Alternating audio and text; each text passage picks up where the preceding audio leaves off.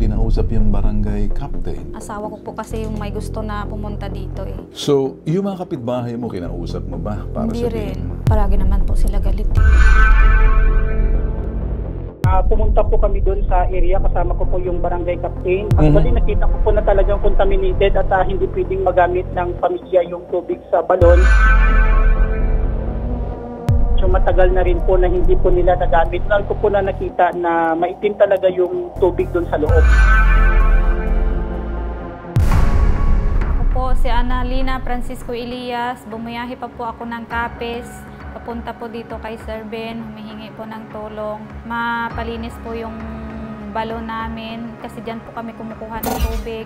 Kasi yung tagas na gumagaling sa kapitbahay namin, pumupunta doon sa balon namin. Yung mga anak ko, yung nagkakasakit na dahil sa tubig na madumi. Kaya sana mapaayos na nila yung tagas nila kasi doon kami kumukuha ng pang-araw-araw namin, pangligo, panglinis, panglaba at saka yung pangluto namin. Sana maayos na nila yon para hindi na po ako mahirapan mag-igib doon sa kapitbahay namin. Sana po, Sir Ben, magtulungan niyo po ako mapaayos at mapalinis yung balon kasi po ako na lang po yung lahat yung kumikilos din. May sakit din po kasi yung asawa ko. Okay na. Okay, alam niyo na. Okay? Good. And then, pagtulungan niyo doon, contact the barangay. This is what we're gonna do. Para lahat, ano yan, panganib yan eh. Kakausapin po natin si Annalina. Annalina, magandang umaga sa iyo. Magandang umaga din po, Sir. Okay. Tatanong ko sa iyo, ito ba'y pinaabot mo sa barangay ninyo? Hindi po, Sir. Bakit hindi mo kinausap yung barangay captain para naman sa una kasi kapitbahay? Patungkol doon sa balon ninyo na nadudumihan ng mga kapitbahay ninyo, parang tuloy, hindi nyo na magamit. Hindi ka ba lumapit sa barangay para sabihin? Hindi po, Sir. Yung asawa ko po kasi yung may gusto na pumunta dito eh. Mister mo, gustong pumunta diretso na kayo, nagpapitag na kayo. So, yung mga kapitbahay mo, kinausap mo ba para Hindi sabihin? rin. Kasi magkagalit sila eh. Hindi ba kinausap si Mrs. ng kapitbahay? Sabi, boss, yung Mrs. nag-uusap kayo, tubig namin, wag naman ito, nadudumihan. Medyo magandang pakiusap kasi kapitbahay. Hindi po, Sir, kasi palagi naman po sila galit eh. Nagagalit sa inyo. Sa linya ng telepono, si Mayor MacArthur Valderrama. Mayor Valderrama, magandang umaga po sa inyo. Mayor? Good morning, Sir Ben. Okay, good morning, Mayor Valdemar ng Hamindan, Capiz. Nakalive po tayo sa IBC TV 13, Mayor. At saka Opo, sa aming good morning po. Mayor, simple lang po to. Although kayo po'y ama ng bayan, pwede naman sana sa ama ng barangay. Kaya lang, didiretso na po namin. Kasi may balon po siya, nahahaluan nata yung tubig ng dumi. Baka sa tulong po ninyo, kahit na papano, magawa ng paraan. Opo, Sir Ben. Kahapon po nung tumawag si Sir Dean sa opisina, mga alas 5 na po ng hapon, pumunta po kami doon sa area, kasama ko po yung barangay captain ng barangay Pangabuan. At personal ko po na nakausap yung asawa ni Annalina at saka yung kapitbahay po nila. Kasi mga kilala ko din po yung mga dalawang pamilya na po yun. Ayun. Yung balon na contaminated. Actually, nakita ko po na talagang contaminated at hindi pwedeng magamit ng pamilya yung tubig sa balon. Yung una po, kinausap ko yung asawa po ni Ma'am Annalina at nagtanong po ako regarding po sa naging reklamo po nila dyan sa programa po ninyo. At doon ko po napag-alaman na medyo matagal na rin po na hindi po nila nagamit yung balon. Okay. At personal ko po na nakita na maitim talaga yung tubig doon sa loob. Okay. Mayor, baka mahirap po ba, Mayor, kung sakaling mag-request na lang tayo for community, parang may, alam mo yung pump na pwede na lang magpatayo na lang, lalagyan, mas safe na po yun. Baka sakaling, kung magagawa po ninyo, kung may budget po kayo, Mayor, alam naman kasi ito'y pinabudgetan. Para doon lang sa lugar na parang sharing na lang na mas safe pa po kaysa yung poso. Yung pinapump po na parang, what do you call that, na parang may mga binobomba-bomba yung tubig na kukunin sa ilalim ng lupa. Opo, Sir Ben. Bali yung bahay po kasi nila nasa populated area na po. So yung mga kapitbahay nila, malapit na po yung bahay kasi yung area po ni Ma'am na andyan po sa istasyon ninyo ay mga nasa 100 square meters lang po. Sa likod may bahay dito sa kabilang side, may bahay din. At saka yung location po nila, medyo may hilly portion.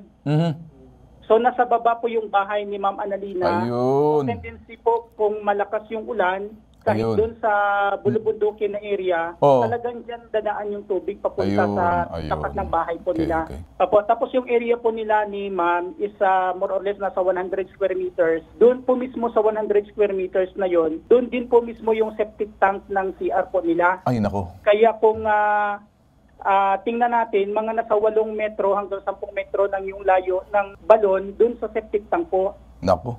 Nako. Kaya yun yung problema. Okay. Tapos yung area din po doon sa kapitbahay, nasabihan ko na rin po na yung drainage nila na malapit doon sa balon, wag na muna nilang gamitin. Ayun. Pagpagawa sila ng isang drainage na mas malayo po doon sa balon. Okay. At saka meron po sila kasing gripo na malapit doon sa area. Kaya sabi ko ipaputol na lang yung gripo na kung minsan doon naghuhugas or ginagamit nila sa loob ng bahay. Alright. Kaya sabi ko ipaputol muna yon, Mhm. tapos ipa-divert yung tubig. Alright. Pero hindi po natin siguro yung kung malakas yung ulan, talagang aagos malapit doon sa balon nila, ma'am. Well, Mayor, unang sa lahat, ako nagpapasalamat, kilos agad po kayo. No? Natutuwa po ako sa...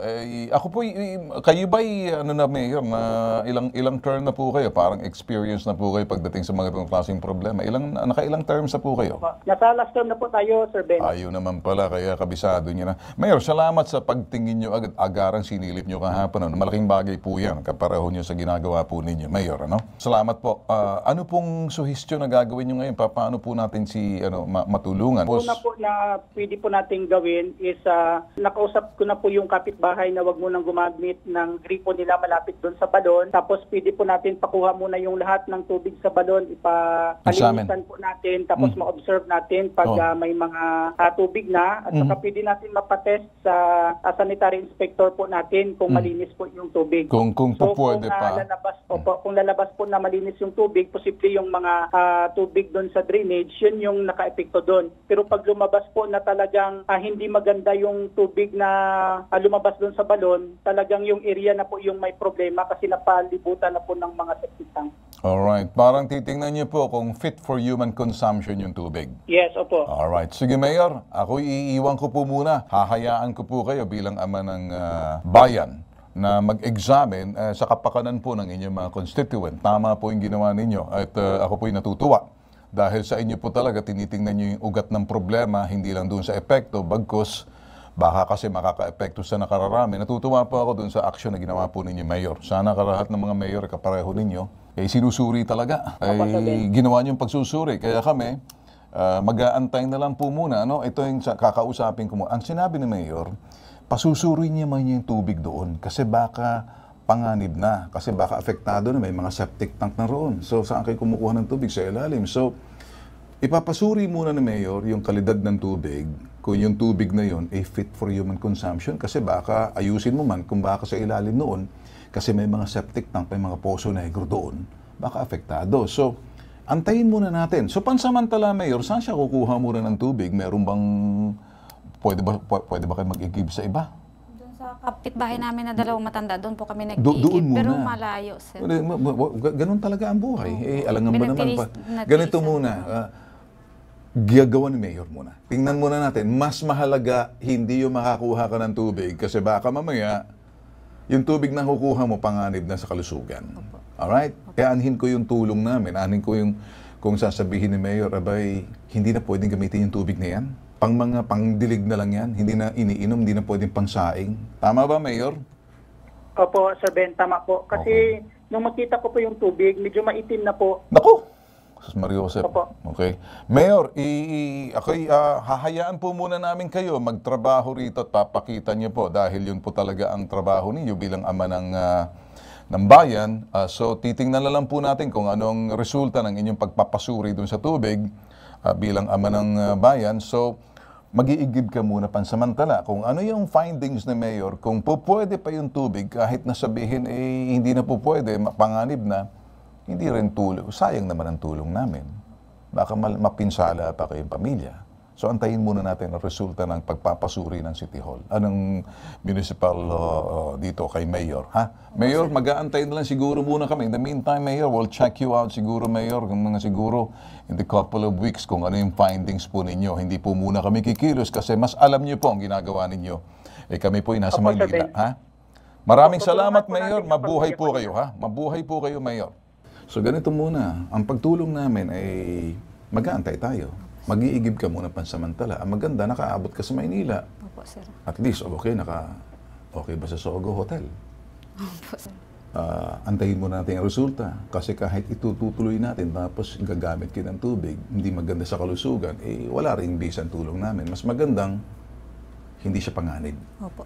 Okay na sa'yo? Opo. Usap tayo sa baba, ha? Sir. Okay? Thank you, sir. Well, salamat din. Okay. Ito po, nag-iisang pambansang sumbungan, tulong at serbisyo, may tatak. Iba pong tatak ng bitag. Si Ben po ako. Ito po yung programang Ilalabang Ka, Hindi Ka Iiwan. #Ipabitag Mo.